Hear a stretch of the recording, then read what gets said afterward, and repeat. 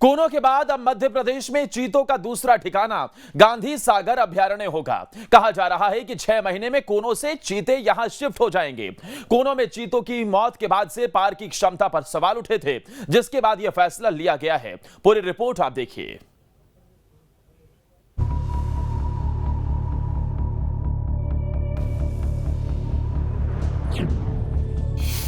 कूनो में चीतों को एक साथ रखना टेंशन।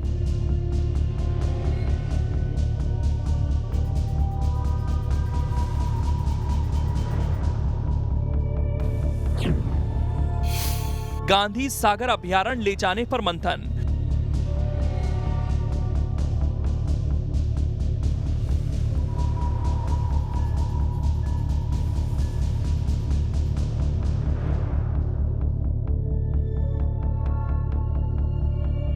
कूनो में 48 दिन में 3 चीतों की मौत हुई तो न सिर्फ चीतों की सुरक्षा पर सवाल उठे, बल्कि पार्क की क्षमता को लेकर भी प्रश्न उठने शुरू हुए, जिसके बाद खुद कूनो प्रबंधन ने भी कुछ चीतों की दूसरी जगह पर शिफ्ट करने की मांग की थी।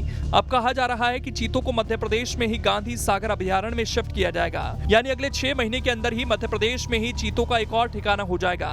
हालांकि अभी इसकी आधिकारिक पुष्टि नहीं की जा रही है, लेकिन कहा जा रहा है कि गांधी सागर अभयारण्य में इसकी तैयारी हो चुकी है। कूनो साउथ अफ्रीका में जैसे जंगल पाए जाते हैं, इनको सवाना ग्रासलैंड्स बोला जाता है, जिसमें कि जंगल छोटे होते हैं और ग्रासलैंड ज़्यादा होते हैं। और कूनो में भी ऐसे उपयुक्त ग्रासलैंड बहुत बड़ी बहुतायत में पाए जाते हैं, क्योंकि जो गांव हट गए हैं वहाँ पर काफ़ी अच्छे अच्छे ग्रासलैंड्स बन के आ गए हैं, उभर के आए हैं। तो कूनो एक अच्छा प्लेस है और एक्सपर्ट ने ही ये निर्णय लिया था कि कूनो बसाहट के लिए सबसे उपयुक्त जगह होगी। और यदि बाहर कहीं ले जाने का प्लान कोई बनेगा तो वो भी एक्सपर्ट लोग ही डिसाइड करेंगे, और वो चीता के बसाहट के हित में ही होगा जो भी निर्णय होगा।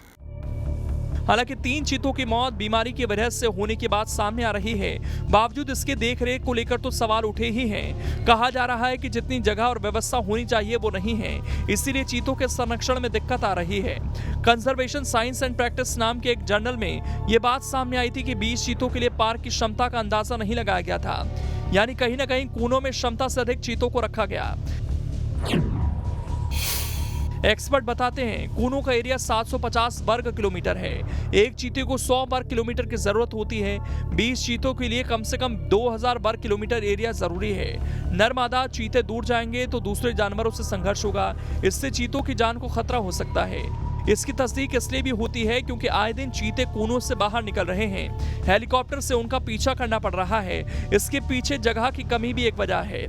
इसमें कुछ एक्सपर्ट कमेटी का ही कुछ सुझाव आएगा कि कैसी ज़रूरत पड़ी, ऐसी जो भी कारण रहेगा वो एक्सपर्ट कमेटी उसको जांच करेगी। जांच करने के उपरांत ही वैसा कोई निर्णय लेगी। गांधी सागर अभयारण्य भी लगभग उसी तरह का जंगल है जैसे ग्वालियर में और श्योपुर में जो जंगल पाए जाते हैं, थॉर्नी और डेसिडस फॉरेस्ट रहते हैं, और वहाँ गांधी सागर में भी उसी तरह के जंगल लगभग पाए जाते हैं।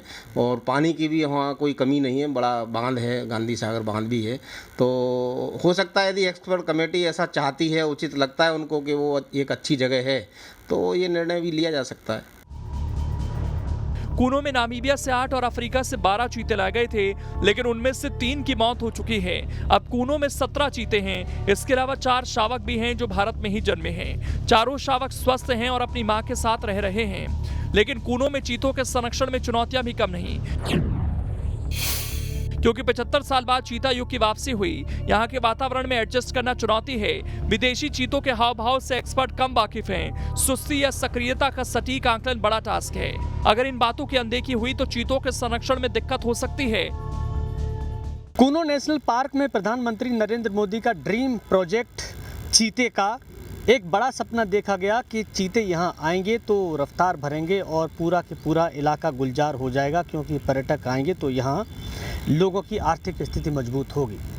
3 चीतों की मौत के बाद सबसे ज़्यादा मुश्किल तो अब इस बात को लेकर हो रही है कि क्या करें क्या नहीं करें। वन विभाग खुद भी सोच नहीं पा रहा है।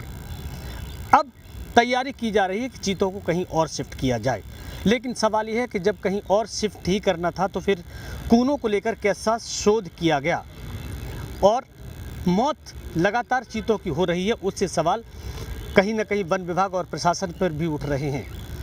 क्या इस बात की अब गारंटी दी जा सकती है कि चीते जहां शिफ्ट होंगे वहां ठीक से रह पाएंगे? देखने वाली बात तो ये है कि जो चीतों के साथ कूनो नेशनल पार्क में हुआ वो अब कहीं और ना हो, क्योंकि इससे देश और प्रदेश बदनाम हो रहा है। विनोद शर्मा, न्यूज़